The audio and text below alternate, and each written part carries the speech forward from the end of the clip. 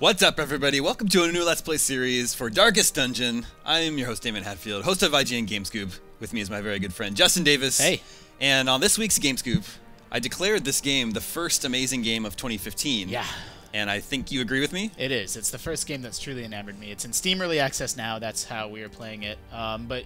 Although it is Early Access, it's, you know, rock solid. A few bugs here and there. Pretty polished. Yeah, exactly. The game is incredible.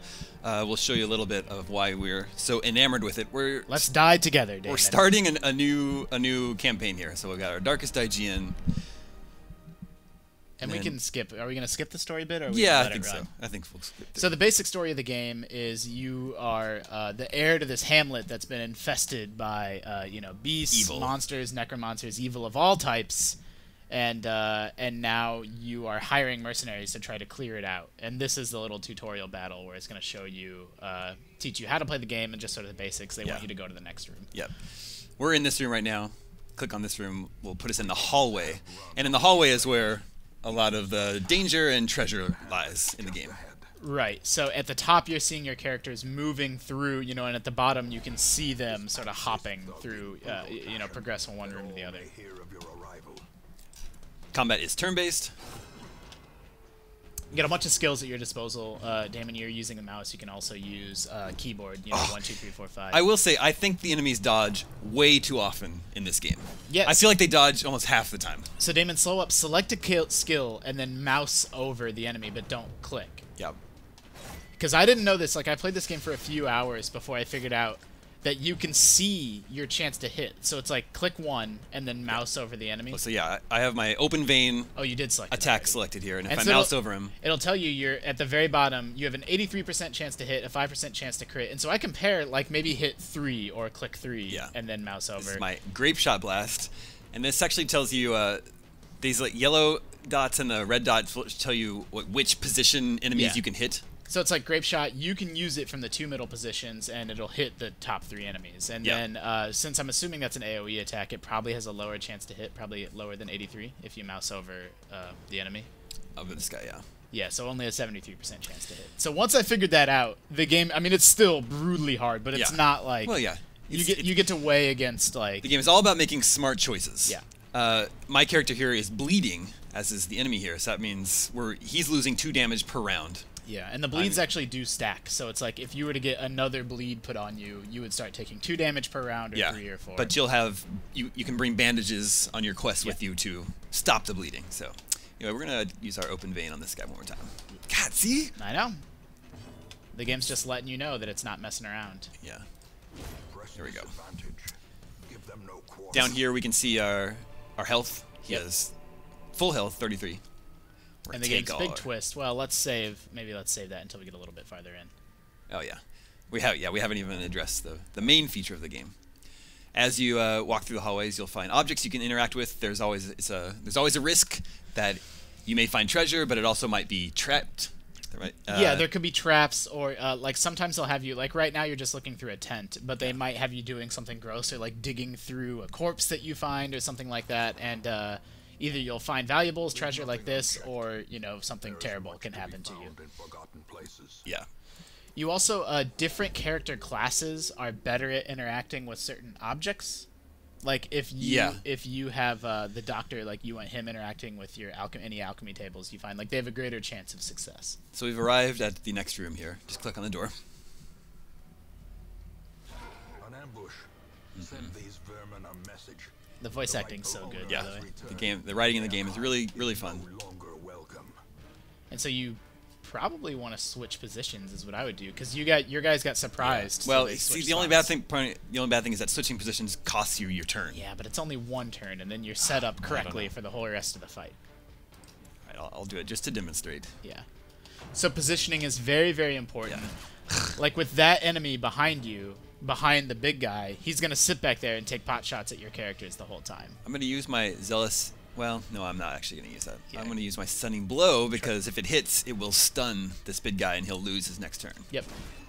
And you can, like, the stuns, there are... Ah, he resisted! Yeah, there are certain enemies or bosses that are stun resist, but generally that's a big portion of how you will succeed in Darkest Dungeon, is, like, aggressively stun enemies, keep them from attacking you. That's a big tactic. All right, now he's bleeding. I would try to stun again. We'll mouse over him and see. So see, what's he has a 50% chance to resist stun. So I should have looked at that before I tried it last time. 50-50 is not bad. Yeah, maybe just burn him down. Maybe you don't even need to stun. But like certain bosses, like everyone assumes like I've been playing RPGs my whole life, and I assume that bosses will always resist. You can't stun them, you can't do anything like that. But some of the bosses in this game, make sure you pay attention because some actually can be stunned.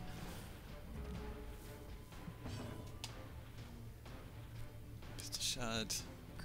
Actually, yeah, if I use my grape shot blast, I can hit them both. Yep. Let's try this. Bam. Yeah, These two guys are still alive in my game, by the way. Really? You take them with your first heroes? Well, like I try to keep them safe. I've grown like attached to them. And so now that it's just this guy, he's probably hosed. Yeah, for sure. We're going to open his vein, get him bleeding.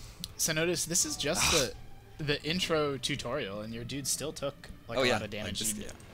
The game doesn't really focus on heals that much. Like it's really just kind of about survival. There we go. Surges as the enemy crumbles. We'll take all. Get to look in our Open that treasure chest. It's trapped. Yep. Welcome to Darkest Dungeon. Yep. So now this is blight, I think. So it's like being poisoned. Yeah, it's like another damage over time, but it doesn't matter because we won the the sort of brief intro dungeon. Yeah. And now we just get to exit the dungeon and go back to our hub town. And even if you're in a dungeon and it's going really poorly, you can always exit the dungeon, and you're allowed to keep at least some of the treasure that you found. Yeah, so let's break down this reward screen real quick. At the top, if you complete the quest, like this quest was just sort of beating the tutorial, you get a reward, you get to keep the treasure that you found in the dungeon, and then the heirlooms, the gold is used to upgrade your characters, and the heirlooms are used to upgrade your town. Yeah. You'll be able to hire stronger heroes, you'll be able to heal them more effectively. Upgrade your blacksmith, basically upgrade all the structures that are in town. And then every time you complete a dungeon, each character gets 2 quirks, 1 negative and 1 positive. So it's a little bit random. Oh, actually. So yeah. Okay, this time he only got a positive one. It's not always 2. Like sometimes it depends on whether the dungeon went really well or went poorly. Like it's semi-random. So he's gained a 50% chance to resist bleeding, and Dismas, see, he got a negative quirk and a positive quirk. So yeah, so now he takes additional stress damage when he's in that environment, and but he does. We haven't even addressed this whole stress mechanic yet. Yeah, I know. I feel like we should get into one of the real dungeons and show it off. This is our hub town. Welcome home, such as it is. The game progresses over weeks. So that was week 1, and then it'll give you sort of a recap of everything that went down. Yep. These guys leveled up. Whoops. And then these are your overall goals for the game. Yeah. This is Hub Town. Now we've unlocked. Here we go. Yeah. Anytime you can press H, and it'll show you everywhere that you can interact on the screen. Yep. The graveyard is where you can go to view your fallen heroes, but none of our heroes have fallen yet. Fun fact, if your heroes had like really good trinkets or loot on them, you can get it back from the graveyard. Oh, really? Yeah. Didn't know that. That's and nice. So it's like thematically, I guess you're like digging through their grave, but... So most of this is locked out so far. You need to progress in the game, but the stagecoach here is where you recruit new heroes. Yeah, and I would recommend upgrading that stagecoach right away because you can upgrade it to do a couple different things, but the key upgrade is it'll give you access to more heroes per round. Every time you come out of a dungeon, a week has passed and more heroes have come and are available. So even if all your party members died, there will be some new guys that you can hire. Yep. So right now, these 2 heroes have come. We certainly want to take both of them. Ready to sign up. What better laboratory than the blood-soaked battlefield? Voice acting so good. Yeah. See if we can update too. Yeah. So here there are only 2 heroes available. If we upgrade, next time we come back, there'll be 3 heroes available. And the more the merrier. Can you even upgrade it again? I think 4 is the magic number because to me that's the number. That way, if things go catastrophically wrong, if you lose all 4 of your party, then you'll have 4 members. So yeah, we'll go ahead and upgrade that one too. Good to go. And now, Daemon, I think we have time to maybe jump into one more fast dungeon. Yeah, because we do want to show the sanity mechanic, the stress mechanic. It's the whole key to the whole game. And then we hope to do more of these Let's Plays, and then we'll show off a little bit more of the Hamlet. Are we gonna rename people? Yeah, let's personalize this a little bit. So this is me. Yeah, I want to be the gun guy. Okay. And then Highwayman. I don't know the class names that well yet. And so you're playing this at home, right? yeah. Yeah, me too. It does not have cloud save, so that's why we had to start a Okay. new. Well, we probably game would have here. anyway. I think. Just Who does this guy remind? Oh wait, let's find out his quirks. they're right there on the right and left. Gotcha. Who's this guy look like?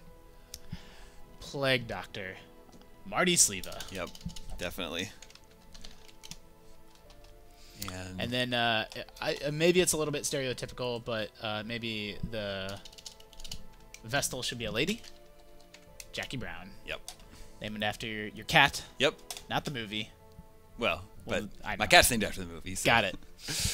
All right, Let's do it. we will embark, and this will give us a chance to and morbidity. do a little planning.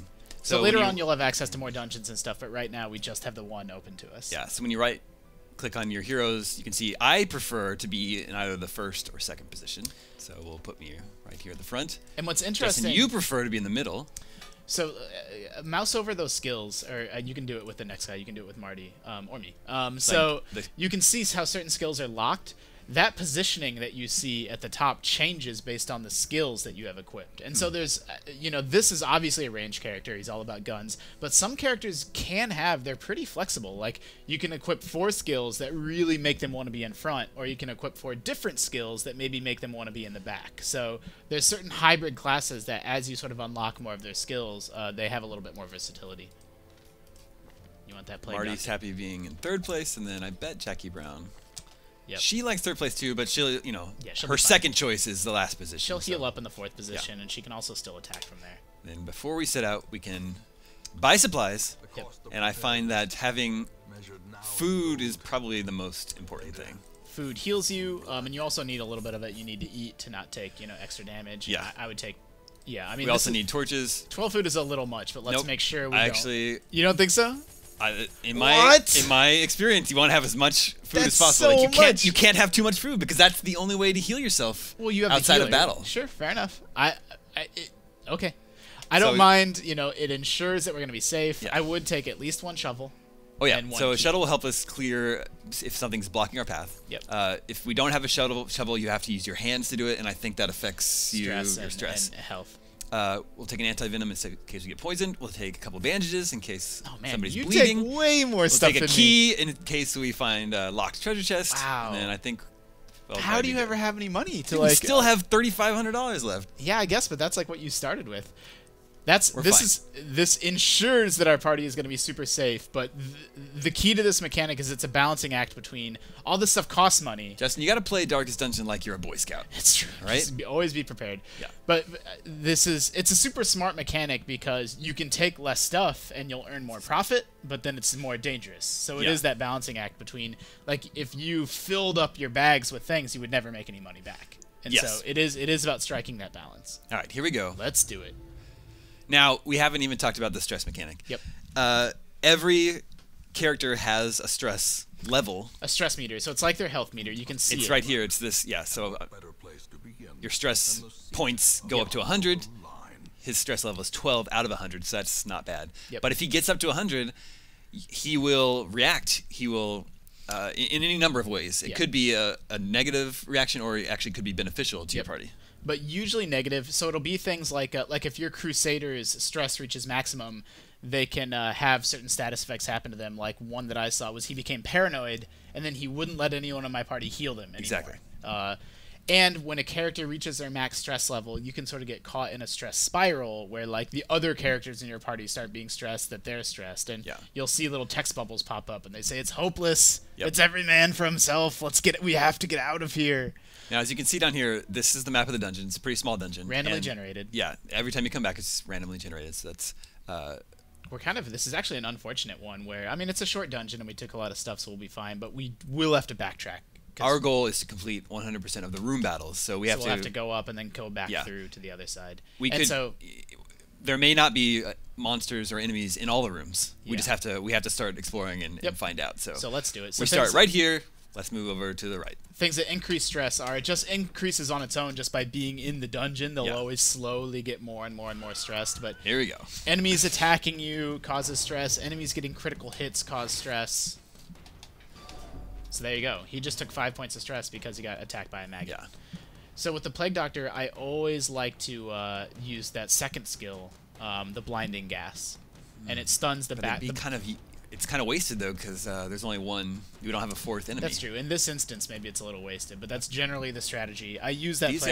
These guys, the maggots are easy because they only have 5 hit points. Yep. So that's kind of nice. Yeah. Just gonna do that. Yeah. And then, okay. Well, maybe we can grape shot blast them. Pistol shot. Oh yeah. Let's do that. Ah! I'm telling you, they dodge way too much. They do.